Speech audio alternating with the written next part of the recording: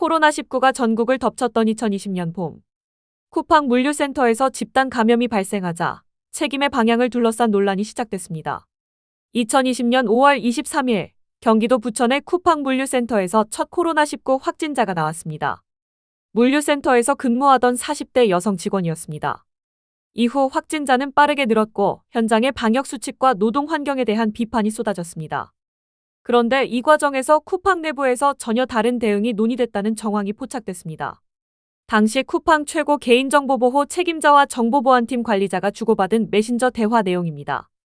이 대화에서 책임자는 김범석 당시 쿠팡 대표가 코로나 확산의 책임을 확진 직원 개인에게 전가하려 했다고 언급합니다. 부주의한 엄마라는 접근 방식을 밀어붙였다는 표현도 등장합니다.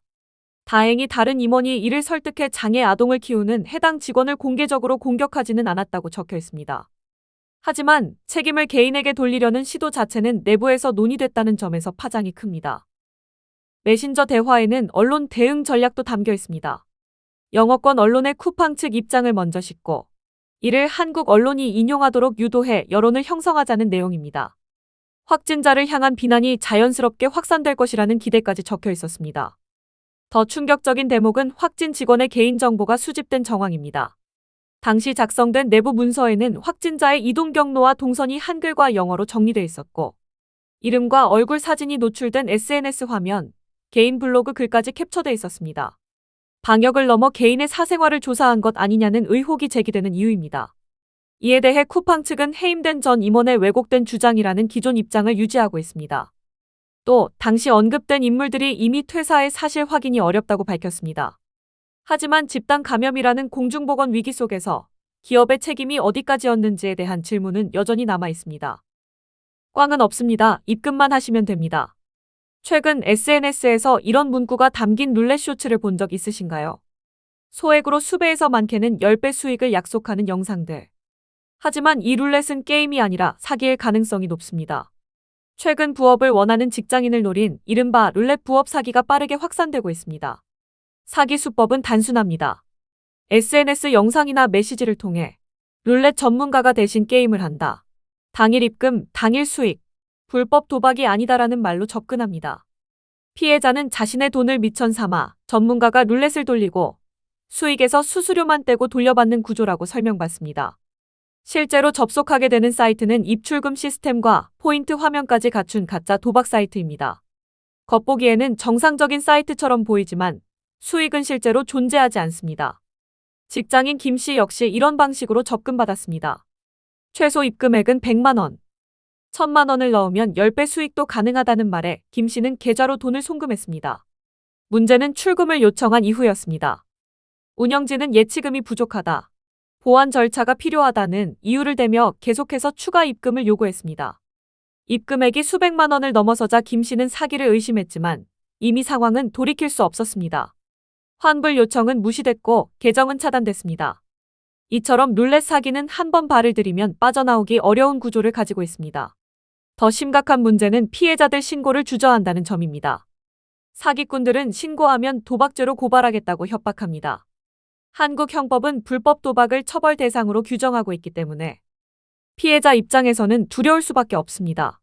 하지만 전문가들은 사기 피해자가 도박죄로 처벌되는 사례는 드물다고 말합니다. 사기에 속아 일회적으로 돈을 보낸 경우 즉시 신고하고 증거를 보존한다면 형사처벌 가능성은 낮다는 설명입니다. 최근에는 이런 룰렛 사기가 청소년에게까지 확산되고 있습니다.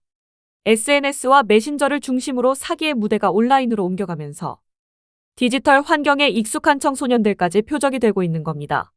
부업을 가장한 룰렛 사기, 이 사기는 개인의 욕심을 노리는 범죄이자 침묵을 이용하는 범죄입니다. 알츠하이머병은 가장 흔한 치매 유형으로 고령화가 빠르게 진행되는 우리 사회에서 환자 수가 매년 늘고 있습니다.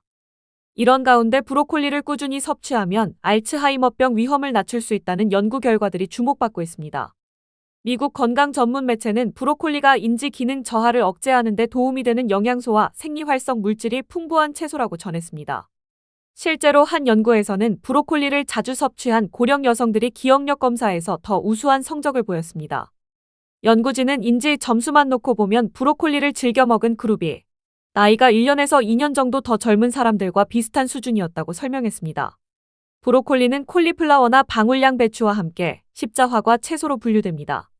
이 채소들은 제2형 당뇨병 위험을 낮추고 암과 심혈관 질환으로 인한 사망 위험을 줄이는 것과도 관련이 있는 것으로 알려져 있습니다. 특히 십자화과 채소의 풍부한 비타민 B군과 카로티노이드는 치매와 연관된 특정 물질의 수치를 낮추는 데 기여하는 것으로 보고됐습니다. 일부 연구에서는 이 채소들이 알츠하이머병의 대표적 병리 지표로 꼽히는 타우 단백질의 축적을 줄이는 데 도움을 줄 수 있다는 결과도 나왔습니다. 전문가들은 하루 한두 접시 정도의 섭취만으로도 효과를 기대할 수 있다고 말합니다. 브로콜리의 풍부한 영양소 중 하나는 콜린입니다. 콜린은 뇌 기능 유지에 필수적인 미량 영양소로 기억과 학습 과정에 중요한 역할을 합니다.